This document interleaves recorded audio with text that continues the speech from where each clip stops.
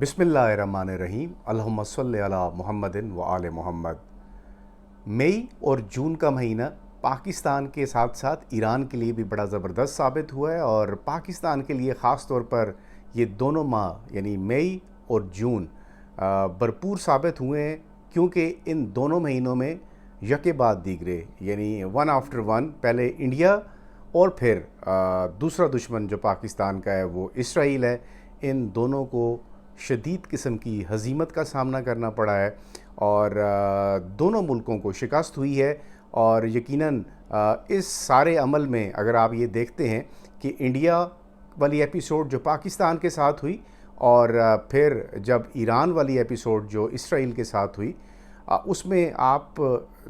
Weightage check कर लें, आपके सामने है एनालिसिस, आप देख लें। हमारी तो 3 रोज़ा जंग थी और उस तरफ जो ये वाली जंग थी इसराइल और ईरान की, ये 12 रोज़ पर मुश्तमिल थी। लेकिन जिस तरह ईरान ने भरपूर तौर पर अपना दिफा किया, और मैं बार बार ये बात इसलिए करता हूँ कि आप अगर आप जब कंपैरिजन करते हैं तो आपके जहन में एक नुक्ता बहुत इम्पॉर्टेंट है, वो ये है कि ईरान एक ऐसा मुल्क है जिसे पूरी वेस्ट के साथ उसने मुकाबला किया है और उसको गुज़श्ता कई दहाइयों से फ्रॉम डेकेड्स उसको सैंक्शंस उसके ऊपर लगाई गई थी ईरान के ऊपर, लेकिन उन सैंक्शंस को उन्होंने अपॉर्चुनिटी में बदला और अपने दिफा को नाकाबिल तस्खीर बनाया। अब अगर आप ये कहते हैं कि जो मई का महीना था जब पाकिस्तान और भारत के दरमियान एक छोटी मुख्तसर जंग थी, उसके बाद जो मनाजिर हमने टेलीविज़न स्क्रीन्स पर सोशल मीडिया पर देखे, वही अब ऑलमोस्ट रिपीट हो रहे हैं। आज और कल हमने देखा कि जब ये सीज़ फायर की ख़बर आती है और ईरान के अंदर भी एक जश्न का समा है और पाकिस्तान में भी भरपूर तरीके से ईरान के साथ सॉलिडारिटी शो की जा रही है, ना सिर्फ पाकिस्तान के अंदर बल्कि बाकी दुनिया के दीगर ममालिक में भी इसी तरह इस विक्ट्री को, जिसे विक्ट्री कहा जा रहा है, सेलिब्रेट किया जा रहा है। और यकीनन ईरान के लिए ये एक बड़ी फ़तह है। अल्लाह ताला ने जिस तरह पाकिस्तान की मदद की, एग्जैक्टली उसी तरह ईरान की भी इज़्ज़त को रखा, बरकरार रखा। और दुनिया के सामने जो ममालिक ये सोच कर ईरान के ऊपर चढ़ाई की थी, जिसमें ख़ास तौर पर इसराइल था कि यहाँ पर रजीम चेंज होगा, और इस रजीम चेंज में इसराइल के लाइक माइंडेड ममालिक, जिसमें आप हमारा सबसे पहले नेबर भारत और फिर उसके साथ साथ जो दीगर हमारे अरब ममालिक और फिर वेस्टर्न जो एलाइज थे यूनाइटेड स्टेट्स के या इसराइल के, वो सारे भी इसी आस में थे, इसी उम्मीद पर थे कि एक रजीम चेंज जो है ईरान के अंदर लाया जाएगा और जो इस वक्त की हुकूमत है इसका शायद तख्ता उलट दिया जाएगा और एक नई हुकूमत जो है वो मार्ज़ वजूद में आ जाएगी। और यूँ जो ईरान के दुश्मन हैं वो शायद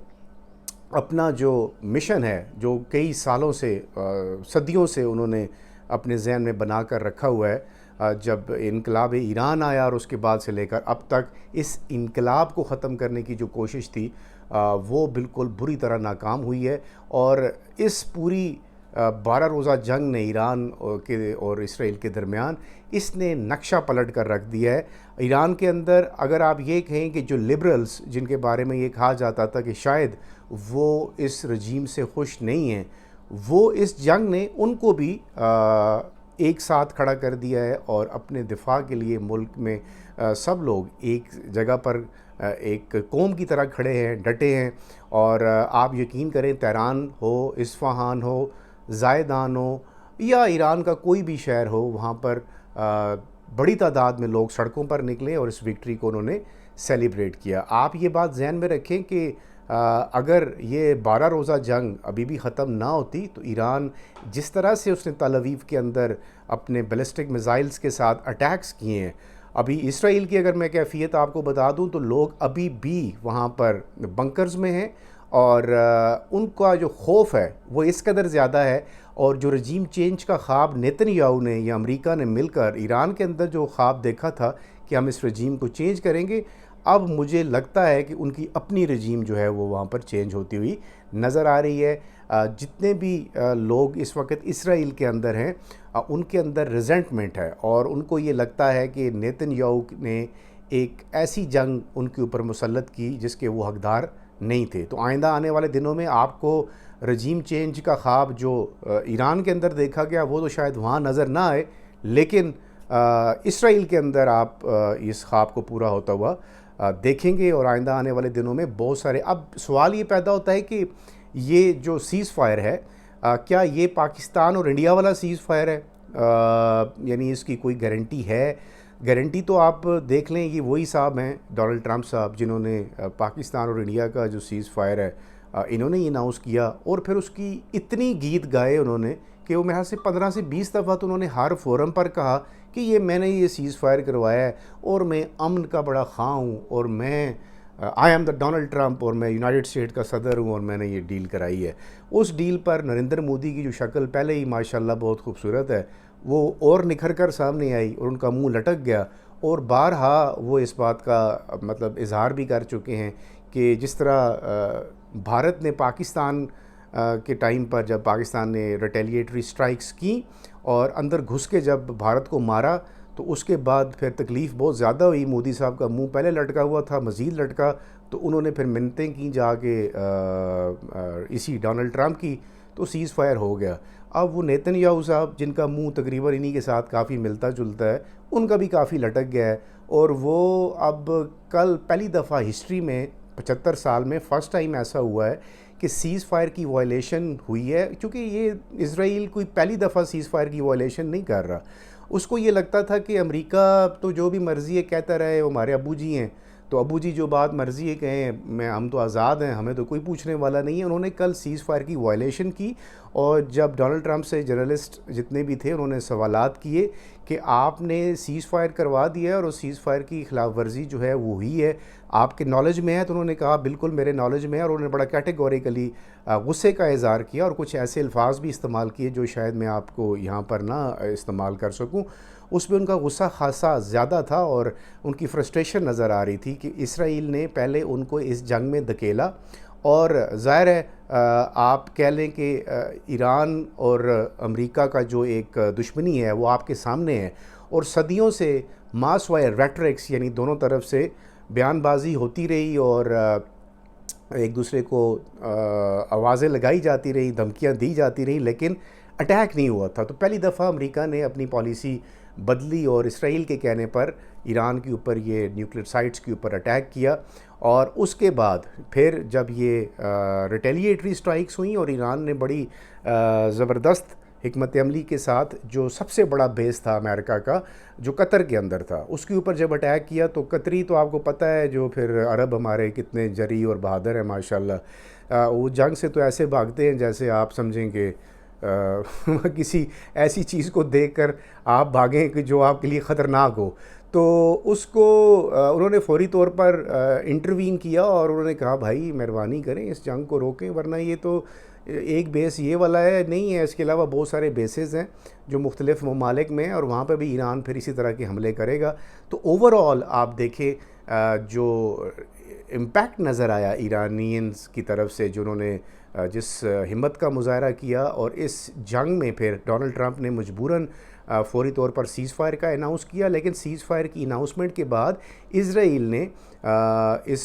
वायलेशन की और इल्ज़ाम ईरान पर लगाया कि ईरान जो है वो वायलेशंस कर रहा है इस सीज़ फायर की। लेकिन जब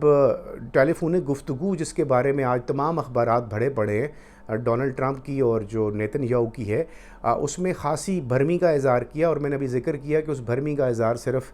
उस टेलीफोन कॉल पे इससे ज़्यादा ही होगा, क्योंकि मीडिया के सामने अगर वो इतने गुस्से में थे डोनाल्ड ट्रंप साहब और वो बार बार ये ज़िक्र कर रहे थे कि इसराइल ने उनकी बात को सीरियसली नहीं लिया, तो इससे लगता ये है कि अब वो माजी में भी एक इस तरह के सदर थे जिन्होंने इसराइली लॉबी को बुरा भला कहा था और उसको चैलेंज किया था। तो फिर जॉन एफ कैंडी साहब थे जो अमेरिकन सदर थे, फिर उनका कत्ल हुआ और आपके सामने है। तो अब लग ये रहा है कि डोनाल्ड ट्रंप जो सीज़ फायर कराने के मास्टर तो हैं, लेकिन इस दफ़ा उन्होंने इसराइल एक ऐसे बेलगाम घोड़े का मैं लेट मी से इट कि ये तो बेलगाम कुत्ता है जिसे रोकने की कोशिश की, और उसको रोकने की कोशिश के बाद जब वो नहीं रुका तो उनकी फ्रस्ट्रेशन आपने मीडिया के सामने भी देखी, और इस टेलीफोन कॉल को लेकर के बहुत सारे चर्चा हो रहा है कि उन्होंने ख़ासे गुस्से का इज़हार किया। यकीनन अब जो एक लॉबी है जो जिसको आप इज़राइली लॉबी कहते हैं, और जो पूरी दुनिया में मुसलमानों को के ख़िलाफ़ या दुनिया में जो जो भी ऐसी ताकतें हैं जो उनके ख़िलाफ़ खड़ा होने का सोचती हैं, उनको वो डिसमेंटल करने में वो लॉबी अपना किरदार अदा करती है। और उसकी अगर आप मुझसे शक्ल पूछेंगे तो उस लॉबी की शक्ल क्या है? उस शक्ल की लॉबी अमेरिका है, उस शक्ल की लॉबी इसराइल है, उस शक्ल की लॉबी फ्रांस है, उस शक्ल की लॉबी जर्मनी है, और इनके बाकी एलाइज हैं। तो ये उसमें अब एक नई शक्ल शामिल होगी जिसका थोड़ी देर पहले मैंने जिक्र किया है, वो नरेंद्र मोदी की है। तो वो सबसे थोड़ी आप कह लें कि टीमू कॉपी है, वो सस्ती शक्ल है। वो भी इसमें अब इस पूरे प्ले का हिस्सा है। तो अब लगता ये है कि इस सीज़ फायर को इंटैक्ट रखने के लिए डोनाल्ड ट्रंप साहब अपनी तरफ से भरपूर कोशिश करेंगे, क्योंकि उनको भी अपने मुल्क के अंदर बहुत सारी सवालात का जवाब देना पड़ेगा। क्योंकि उन्होंने अपनी इलेक्शन कैंपेन में जो रिसेंटली अभी उन्होंने ऑफिस अपना संभाला और प्रेसिडेंट मुंतखब हुए, इससे पहले वो बारहा कह चुके थे कि अब अमेरिका, यानी चुनाव के बाद भी वो ये कहते रहे कि अब अमेरिका किसी जंग का हिस्सा नहीं बनेगा। लेकिन उन्होंने अपने इस कौल व फेल में तज़ाद किया और इसराइल के कहने पर वो इस जंग का हिस्सा बने। जिस लॉबी का मैंने आपके सामने जिक्र किया है वो लॉबी खासी स्ट्रांग है, और डोनाल्ड ट्रंप साहब उस लॉबी के सामने भी कुछ नहीं है। हाँ जी, ये वो लॉबी है जो दुनिया में जो एक आप कह लें कि दुनिया को कंकर करने के लिए जिस लॉबी की पैसों की दौलत की मदद से वो ये काम करती है, और ये काम जो है वो करवाती भी अपने लोगों से है, जिसमें आप कह लें कि हमारे अरब ममालिक भी शामिल हैं, और फिर ये इसी तरह की ताकतें शामिल हैं जो अपने ज़ाती मफादात की खातिर जो रिलीजन है उसको भी बेच देते हैं, और फिर उस लॉबी का बाकायदा तौर पर हिस्सा बनते हैं और उसके लिए काम करते हैं। आइंदा आने वाले दिनों में जंग के ऊपर क्या असरात होंगे, और पाकिस्तान का जो किरदार था इस जंग को लेकर के ईरान के लिए, जो सपोर्ट पाकिस्तान ने प्रोवाइड की है, जो पाकिस्तान ने डिप्लोमेटिक फोरम्स पे जिस तरह आवाज़ उठाई है, यकीनन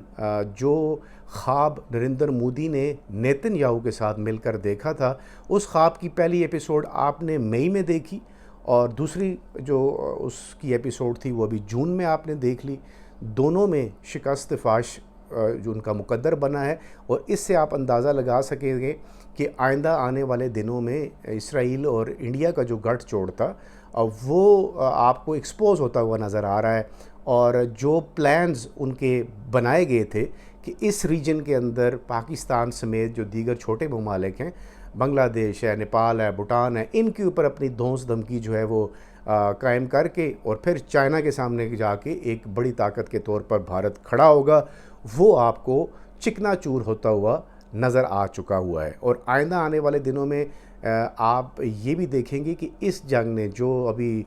ईरान के साथ लड़ी गई इसराइल की जंग थी, इसके बाद ख़ित्ते के अंदर जो रीजन के अंदर सिचुएशन है वो तेज़ी से बदलेगी, और बहुत सारे आपको नए ब्लॉक्स नज़र आएंगे, बहुत सारे नए अलाइंसेस नज़र आएंगे। और अब चूँकि इन दोनों जंगों ने इस पूरे दुनिया के जो एक आप कह लें कि हुलिया है, और दुनिया का जो एक प्लान था, जो दुनिया की बड़ी ताकतें हैं जो अपने कुछ मिशंस के ऊपर लगी हुई थी, उसको मुकम्मल तौर पर एक्सपोज कर दिया है। अब रीजन के अंदर चाइना, रशिया जो बड़ी ताकतें हैं ये मौजूद हैं, और यकीनन उन्होंने अपने अपने प्लान्स, होमवर्क्स जो है वो किए हुए होंगे। चाइना तो कॉन्फ्लिक्ट जोन की तरफ नहीं जाता, उनका जो मिशन है वो सिर्फ़ और सिर्फ तरक्की है। और यकीनन अब जब जंग रुक चुकी है, जिसमें चाइना की डिप्लोमेसी भी नज़र आती है और रूस की भी आप कह लें डिप्लोमेसी नज़र आती है, आइंदा आने वाले दिनों में अब ऐसे अलाइंसेस और ऐसे प्रोजेक्ट्स नज़र आएंगे आपको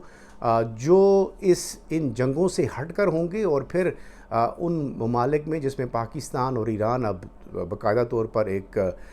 आप कह लें कि नुमायाँ तौर पर नज़र आने वाले ममालिक में से हो चुके हुए हैं। और इन दोनों ममालिक के साथ अब जो ताल्लुकात हैं, ये जिन ममालिक का मैं ज़िक्र कर रहा हूँ, इनको वो ये साथ लेकर चलेंगे, और आइंदा अब इस किस्म की जो जारियत होगी उसको एक साथ जो है काउंटर करने के लिए जो स्ट्रेटजीज़ बनेंगी वो भी आइंदा आने वाले दिनों में हमें नज़र आएंगी।